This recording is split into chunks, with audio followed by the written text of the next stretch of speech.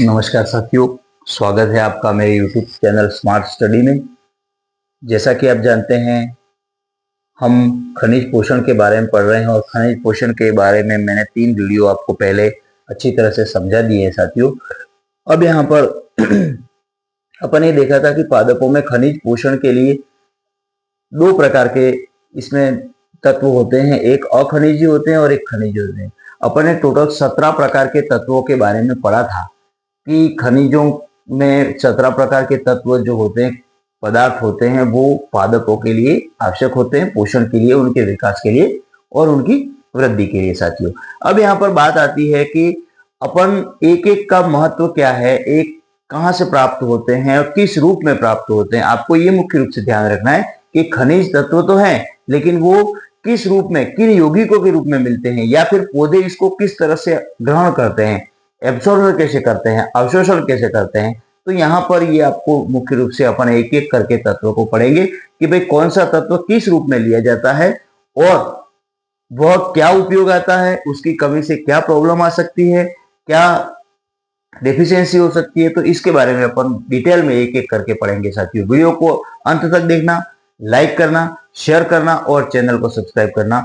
अब साथियों यहाँ पर आपके सामने आता है, अपन ने 2 भाग कर दिए थे। एक तो आ गया था अखनिज और एक खनिज। अपन ने टोटल 17 प्रकार के तत्वों के बारे में पढ़ा था, तो उसमें 2 भाग विभाजित कर दिए थे, अखनिज और खनिज। अखनिजी में कार्बन, हाइड्रोजन और ऑक्सीजन थे, जबकि खनिजों में सभी प्रकार के कैल्शियम, मैग्नीशियम, नाइट्रोजन, ऑक्सीजन ये सब थे। सॉरी, एनकेपी नहीं थे, नाइट्रोजन, फास्फोरस और पोटेशियम वो अलग थे। यहाँ पर ऑक्सीजन तो इसमें आता है अखनिजी में। अब जहां तक साथियों अखनिजी तत्वों के अपन अभी 1 सेकंड के लिए इसको अपन भूल जाते हैं। जब अखनिजी तत्वों के बारे में बात करते हैं तो हमारे सामने 3 तत्व आते हैं, जिसका नाम है कार्बन, हाइड्रोजन और ऑक्सीजन, CHO। अब सभी जो पदार्थ होते हैं उनमें सभी कार्बनिक तत्वों में विद्यमान रहते हैं। अब कार्बनिक ऑर्गेनिक कंपाउंड कौन कौन से हैं? बहुत सारे, जितने भी प्रोटीन, कार्बोहाइड्रेट, वसा और जितने हमारे शरीर में केमिकल रिएक्शन होती है, कार्बनिक पदार्थ जो बनते हैं, जिनका उपयोग अपन करते हैं, या पौधे जिनका उपयोग करते हैं, या जंतु जिनका उपयोग करते हैं, उन सभी में कार्बनिक पदार्थ होते हैं, उन सब में ऑर्गेनिक कंपाउंड होते हैं। और ऑर्गेनिक कंपाउंड जितने भी होते हैं, आपको ध्यान रखना है, ऑर्गेनिक कंपाउंड जितने भी हैं वो सभी CHO से बने होते हैं, कार्बन, हाइड्रोजन और ऑक्सीजन। इनका एक निश्चित अनुपात इनके अंदर मिला हुआ होता है साथियों। अब यहाँ पर पहली बात यह आ गई कि सभी कार्बनिक तत्वों में विद्यमान रहते हैं कौन कौन से? CHO। दूसरी बात, यह वायु और जल से प्राप्त होते हैं पौधों को, या तो पौधे इनको पानी से ले लेते हैं या फिर वायुमंडल से इसका उपयोग कर लिया जाता है। तो ये मुख्य रूप से इसका जो ओरिजिन है वो कहां पर है? वायु और जल से ये लिए जाते हैं। सभी कार्बनिक तत्वों में विद्यमान रहते हैं। इसके बाद एक सिंपल सी बात आपको ध्यान है, ऑक्सीजन है वो वायुमंडल में 21% होता है लगभग, और यह श्वसन क्रिया के दौरान काम आता है। यह ध्यान रखना है आपको कि ऑक्सीजन जो है वो श्वसन क्रिया में काम आता है, हाइड्रोजन के साथ मिलकर जल बनाता है। ये केमिकल फॉर्मूला है H2O, हाइड्रोजन के साथ मिलकर के जल का निर्माण करता है। और कार्बन डाइऑक्साइड जो है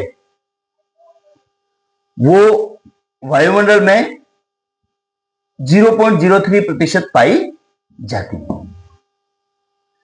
0.03% पाई जाती है।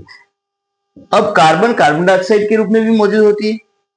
कार्बन का उपयोग करते हैं तो कार्बन डाइऑक्साइड के रूप में भी ये वायुमंडल से, वायु से प्राप्त करते हैं कार्बन डाइऑक्साइड के रूप में।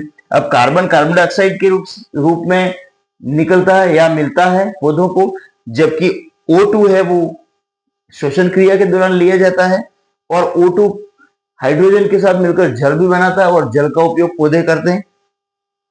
कार्बन जो होता है वो कार्बन डाइऑक्साइड रूप में वायु से प्राप्त किया जाता है, और कार्बन डाइऑक्साइड का उपयोग प्रकाश संश्लेषण की क्रिया, पौधों के भोजन बनाने की जो क्रिया होती है उसमें इसका उपयोग किया जाता है।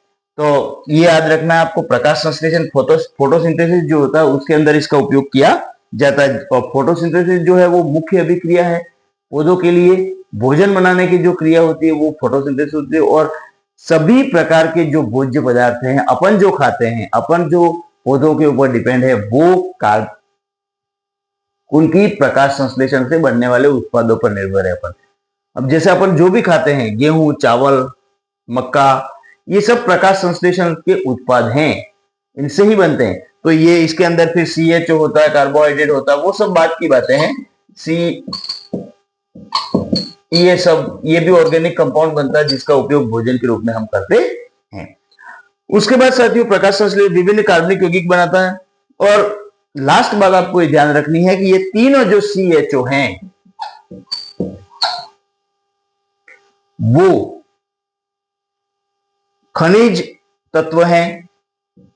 खनिज तत्वों के साथ मिलकर के कोशिका भित्ति का निर्माण करवाते हैं, सेल वॉल बनाते हैं, कोशिका भित्ति का निर्माण करते हैं। तो ये साथियों, ये आपको एक शॉर्ट के रूप में याद रखना है। एक बार मैं फिर से बता देता हूं।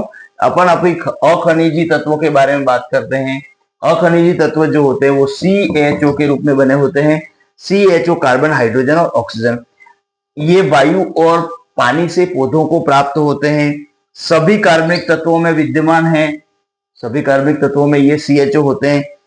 ऑक्सीजन जो है वो 21% है, श्वसन क्रिया में ये उपयोग में आता है पौधों में, और हाइड्रोजन के साथ मिलकर जल का निर्माण भी करता है। कार्बन डाइऑक्साइड है वो 0.03% काम में आती है, ठीक है, और होती है, और यह कार्बन CO2 के रूप में प्राप्त किया जा सकता है। और CO2 का उपयोग कैसे करते हैं? पौधे प्रकाश संश्लेषण की क्रिया में करते हैं और विभिन्न कार्बनिक यौगिकों के निर्माण में काम में लिया जाता है। और ये लास्ट में यह ध्यान रखना है कि ये तीनों अखनिजी तत्व जो होते हैं CHO, वो खनिज तत्वों से मिलकर के